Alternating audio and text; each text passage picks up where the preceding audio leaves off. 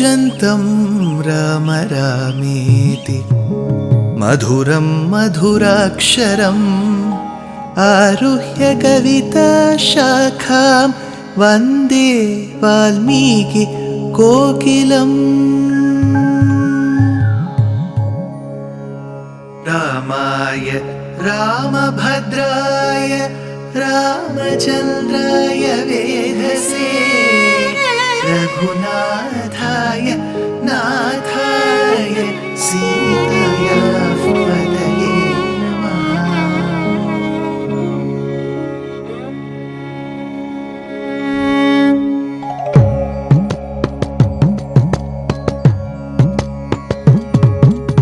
जयत्याश्रितसन्त्रास ध्वान्तविध्वंसनोदयः प्रभावान् सीतया देव्या परमव्योमभास्करः परमव्योमभास्करः।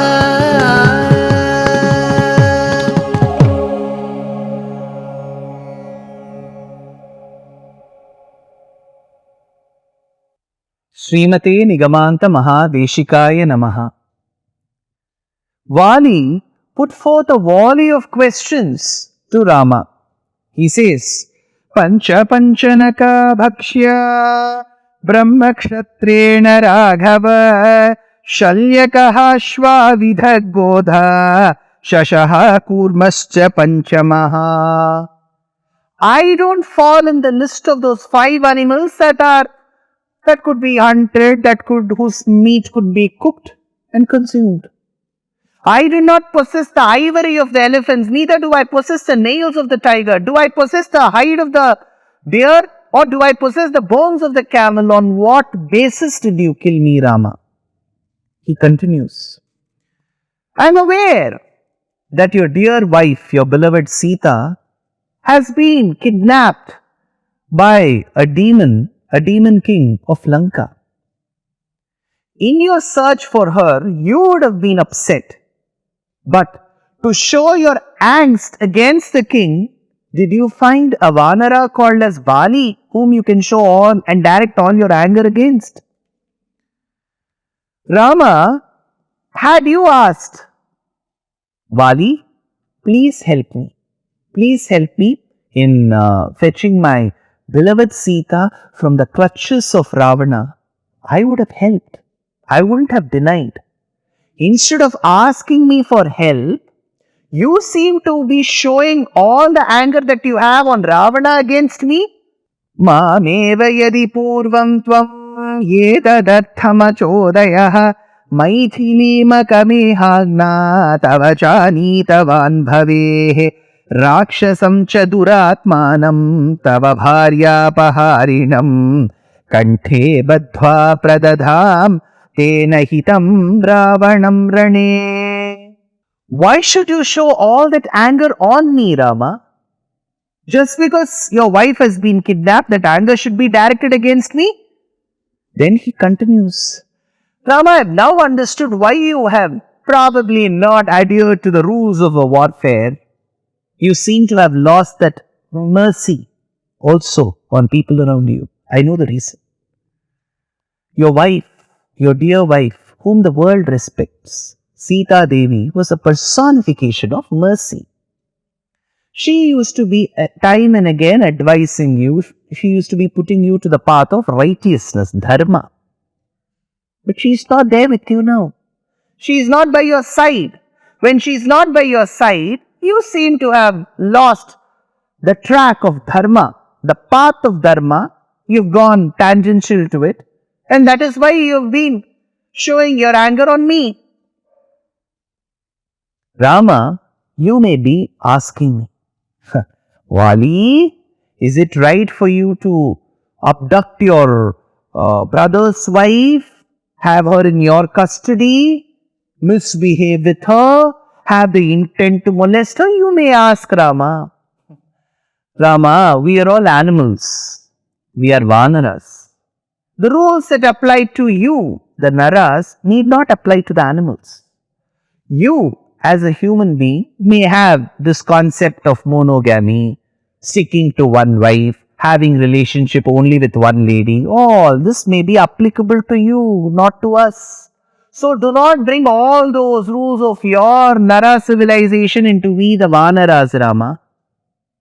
This will not justify your act, says Vali. Rama has been listening patiently.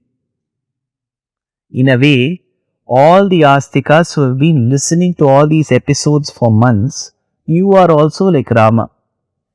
You have also been patiently listening. So, patience is one of the greatest virtues. Only when you patiently listen will you acquire knowledge. On the other hand, I am a speaker, I am just speaking. I don't even know whether you all like the duration, you like the content, whether you like the delivery, but I am just speaking. On the other hand, you have all been patiently listening. Probably even the modern management gurus suggest that. You must have all heard of Stephen Covey, the author of the 7 Habits of Highly Effective People.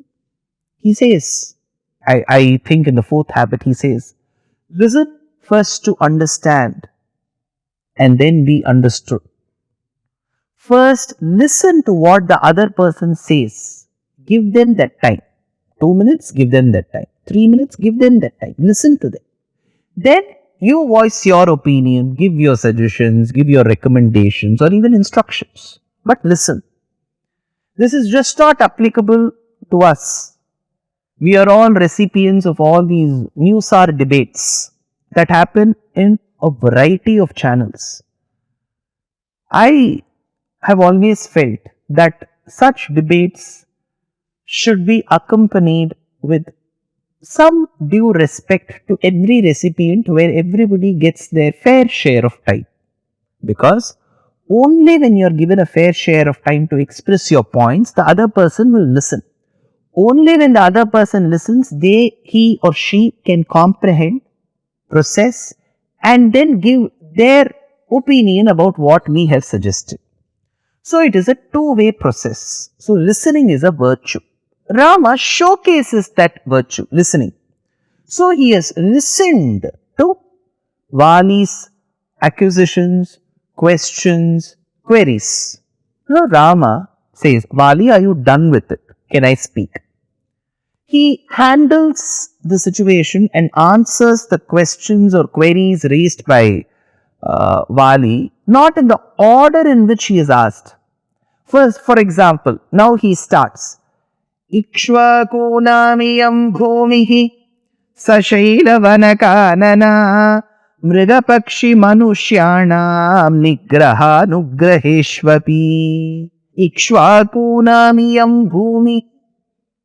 Vali, you asked me a question, Rama.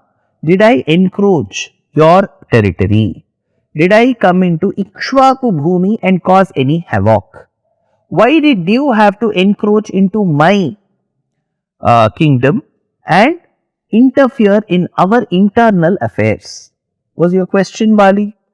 Remember that the land that you and I are living in, I am standing and you are resting on this land also belongs to the Ikshvaku lineage. Probably you were very busy in your administration and other related matters, you did not make the effort to understand from your own advisors, from your own council of ministers, that this bhumi also belongs to the king of Ikshvakus. Ikshvaku namiyam bhumihi sashaila vanakanana. Along with the mountains and the caves and the forests that you see, the rivers that you flow, they all belong to the Ikshvaku dynasty.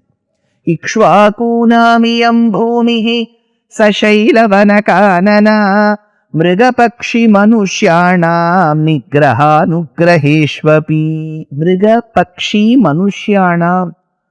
So, the rules laid by the Ikshvaku kings is what all the subjects, whichever part of this land, have to adhere to. So, you were wrong there. So, this encroachment, your kingdom, my kingdom doesn't apply because it is all Ikshvaku bhumi. Now you may be asking, Rama, in that case, shouldn't the king who is ruling Ayodhya come and question me. Who are you? You are bereft of kingdom. You are like any other normal citizen. In the name of administration, how can you come and ask me? Will be a question that you will have in your mind, Vali. I will say, Tam palayati dharmatma bharataha satyavan rujuhu dharma kamartha tatvajnaha nigraha nugrahe ratah tasya dharma krita desha vayamanye cha parthivaha charamo vasudham kritsnam dharma santanamichhavaha. Rama says, Vali, please understand. This is such a big, vast expanse of geography for one king called Bharata to administer. So, while he is taking care of the local administration, he has sent many supervisors in many directions. I am one of those supervisors who has come to check if the administration is picture perfect in a kingdom that comes under the jurisdiction of Ikshvaku kings. So I have been sent as a supervisor. So to your question whether you are ruling Ayodhya is irrelevant because the one who is ruling has sent me. Now, you may be asking, in that case you have to just come and supervise. Why should you feel so furious and take such stringent actions? You may ask, Vali, but I have an answer for that. See, I have promised Sugriva of the kingdom and of his wife, importantly. Sugrivena cha me sakhyam Lakshmanena yatha tatha Dara rajya nimittam cha Nishreyassakarasame. Now, you may be asking me, Vali, Rama, does any scripture, pramanam, speak about the punishment that I have given you? You may ask. See, I will tell you a few pramana vakyams, Vali, so that you feel a bit at solace listening to these pramana vakyam. A king or a supervisor who doesn't punish the one who commits the sin is a thief himself, says one pramanam.